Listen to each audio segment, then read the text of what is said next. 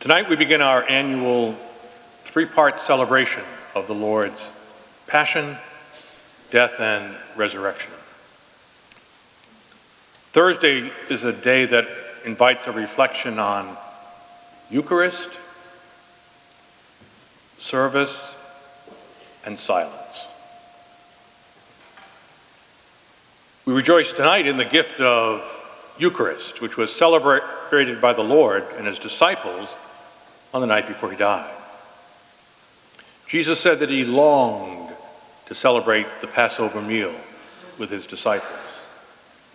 Tonight, you and I should be longing to celebrate the Eucharistic meal that we celebrate, through which the risen Christ is here in our midst under the form of bread and wine.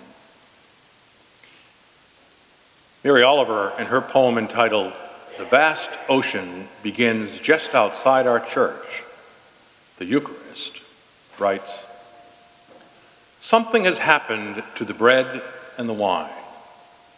They have been blessed. What now? The body leans forward to receive the gift from the priest's hand, then the chalice. They are something else now from what they were before this began. I want to see Jesus, maybe in the clouds or on the shore, just walking, beautiful man, and clearly someone else besides. On the hard days, I ask myself if I ever will.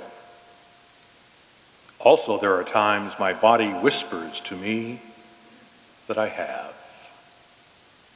Tonight, our bodies can whisper to us that the Lord is present in our midst. He feeds us and nourishes us for the journey. At the same time, the Lord is present in service. The mandate that the apostles received in the gospel story, and you and I receive as well, is to do as Jesus has done. Not simply in the Eucharistic meal, but in the washing of feet. In the symbolic ritual tonight, we are given an example and are invited to wash the feet of others in a spirit of compassion, understanding, forgiveness.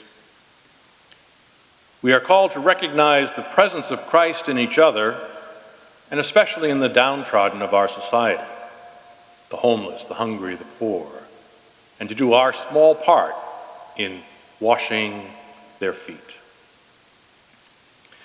Finally, tonight is a night of silence. Silence can be a good friend who leads us to find God within us.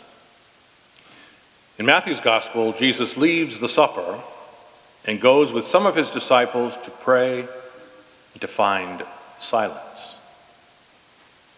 But as is sometimes the case, his silence was not peaceful. He struggled with the cup he was being asked to drink from, a cup of suffering and death. But eventually he prays, "Not my will, but yours be done." Tonight we try to pray in the same way. We might say to God, "Help me in my struggles.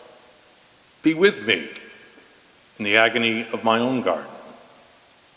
Help me in my time of illness, in the illness of a loved one.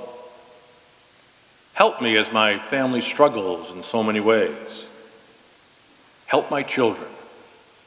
Help my parents. Help my country." It is a night of Eucharist, service, and silence. Our sacred Triduum has begun.